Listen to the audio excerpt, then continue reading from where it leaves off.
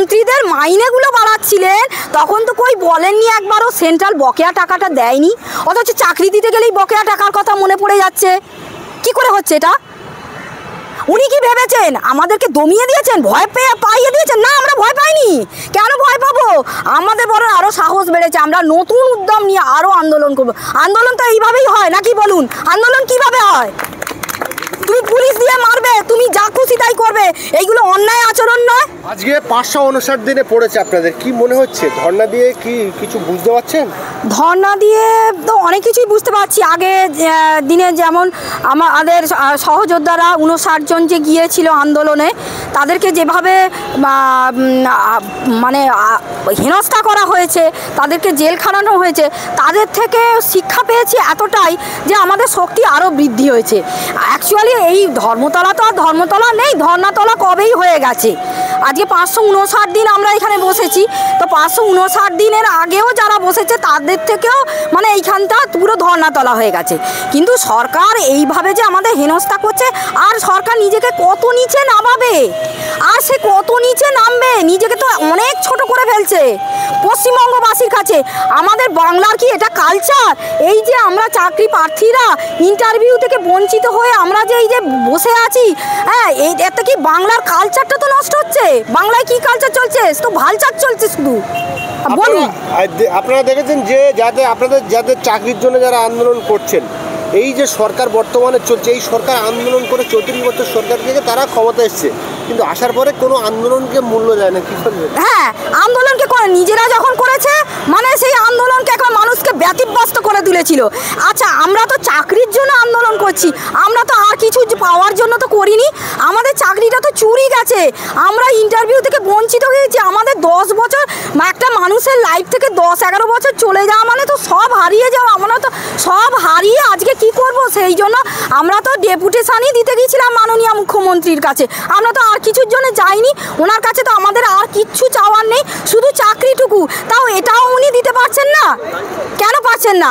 যখন মন্ত্রীদের মাইনেগুলো বাড়াচ্ছিলেন তখন তো কই বলেননি একবারও সেন্ট্রাল বকেয়া টাকাটা দেয়নি, অথচ চাকরি দিতে গেলেই বকেয়া টাকার কথা মনে পড়ে যাচ্ছে। কি করে হচ্ছে এটা? উনি কি ভেবেছেন আমাদেরকে দমিয়ে দিয়েছেন, ভয় পাইয়ে দিয়েছেন? না, আমরা ভয় পাইনি। কেন ভয় পাবো? আমাদের বরং আরও সাহস বেড়েছে, আমরা নতুন উদ্যম নিয়ে আরও আন্দোলন করবো। আন্দোলন তো এইভাবেই হয় নাকি বলুন? আন্দোলন কিভাবে হয়? তুমি পুলিশ দিয়ে মারবে, তুমি যা খুশি তাই করবে, এইগুলো অন্যায় আচরণ নয়?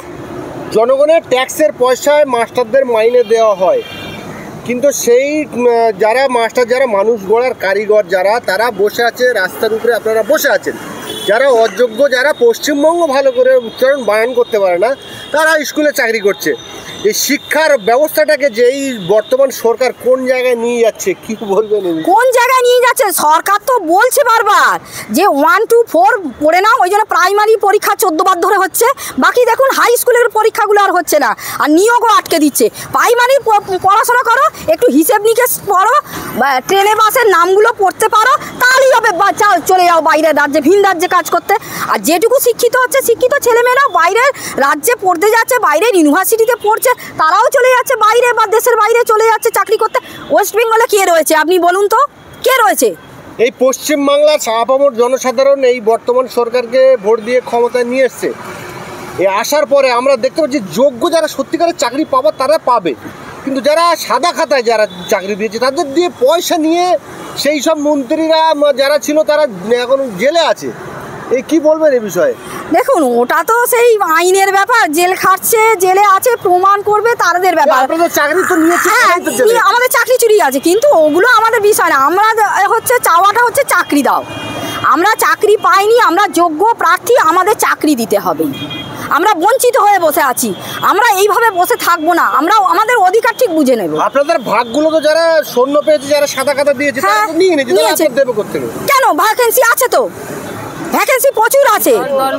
10-12 বছর তো কিছুই নেওয়া হয়নি, ভ্যাকেন্সি প্রচুর আছে। ও ইচ্ছা করে তো ওইগুলো ভ্যাকেন্সি কম করে দেখাচ্ছে। আপনারা কি মনে করেন যে যারা শূন্য পেয়ে, যারা সাদা খাতা দিয়ে চাকরি পেয়েছে তারাও চাকরি করুক, আর আপনারা আপনাদের জন্য আলাদা ভ্যাকেন্সি করুক? আপনাকে এটাকে সমর্থন করেন? না, আমরা সমর্থন করি না তো, কিন্তু কোর্টের রায় যা দেবে আমরা তাই মাথা পেতে নেব। কোর্টের আমরা তো কোর্টে কেস করে রেখেছি, নিশ্চয়ই হাইকোর্ট বিচারক মহামান্য আদালত নিশ্চয়ই বিচারক মহাশয় নিশ্চয়ই সেই রকম বিচার দেবেন। আপনার কি মনে হয় না যে যারা অযোগ্য তাদেরকে ঘাট ধরে বার করে দেওয়া উচিত? যারা যতদিন ডিউটি করে যারা পয়সা নিয়ে খেয়েছে তাদের পয়সাগুলো নিয়ে আপনারা যারা অযোগ্য আছে আপনাদেরকে নিয়োগ দেওয়া উচিত, এটা হ্যাঁ সেটা তো মনেই হয়, কিন্তু দেখুন এটাই তো লিগাল, লিগাল একদম সেটাই লিগাল, কিন্তু আইন আদালত যা করবে আমাদের তো ওটা আর আমরা কি করব বলুন।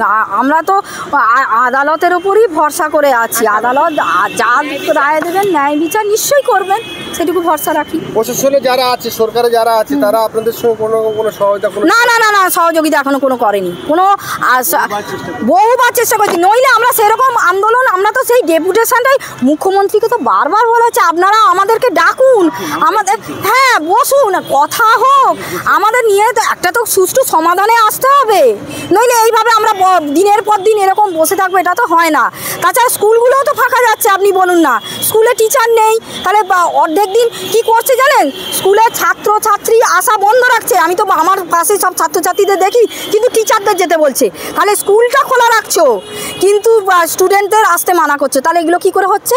টিচার নেই বলে তো তাই হচ্ছে, স্কুলে টিচার যেতে পারছে না বলে অর্ধেক দিন দেখবেন স্টুডেন্টরা যায় না, বলে আজকে ছুটি। আপনি বলছেন মুখ্যমন্ত্রী আমাদের সঙ্গে দেখা করুন, মুখ্যমন্ত্রী তো সমস্যা নেই, আপনি আপনার বাড়ি ফ্যামিলি কারো বাচ্চা ছেড়ে আপনারা তো ধর্ণা দিচ্ছেন, হ্যাঁ সমস্যা তো আপনার হচ্ছে, মুখ্যমন্ত্রী তো কোনো সমস্যা নেই, আপনার 4টে লোক যদি 200-500 লোক যদি এখানে বসেই থাকে কি যায় আসে? তাহলে হ্যাঁ রাজ্যের মুখ্যমন্ত্রী তো তারও তো একটা বিবেক বলে তো থাকবে, আমরা তো বাংলারই সন্তান না, বাংলার বাইরে, আর ওনার কাছে বলবো না তো কার কাছে বলবো? এত দুর্নীতি হওয়ার পরেও আপনাদের মানুষের বিবেক বলে আছে বলে মনে হয়? রাস্তা রাখতে হবে, নাহলে তার কিছু করার নেই, উপায় নেই। কুম্ভকর্ণ ঘুমায় দেখেছেন তো, হ্যাঁ অনেক চিমটি কাটলেও ঘুম ভাঙে না, ঘুম ভাঙানোর জন্যই আমরা এত আন্দোলন করছি, যদি দেখা যাক ঘুম ভাঙানোর চেষ্টা করছেন, মানে হ্যাঁ জনদরদি মানব দরদি তো মাননীয়া মানব দরদি